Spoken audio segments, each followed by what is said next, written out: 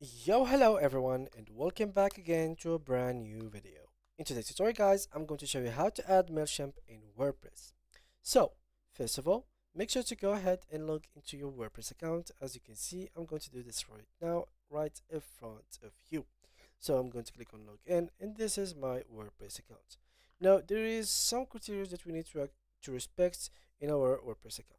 First is we need to have the upgrade. We don't need to have the free version, but instead we need the version that literally allows us to install the plugins. So I'm going to have like this plugin, yeah, not plugins. And as you can see, the business one is the one that allows us to add plugins with install plugins feature, also the commerce one.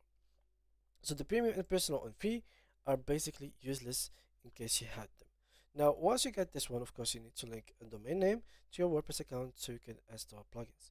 Once you have done that, guys, go to plugins, and here you should upload a file. So let me just show you how you can upload it and how to find it. Go to integrations, and from integrations, search for WordPress. Now here, select WordPress, and once you have done that, all you need to do next is pretty easy. Click on get started, and this will take you to this page where you will be downloading the Mailchimp List Subscribe form. So here are informations about this plugin and what it does and what it do, the rating, and all the necessary stuff that you maybe want to read. So here, click on download and then go here and upload it.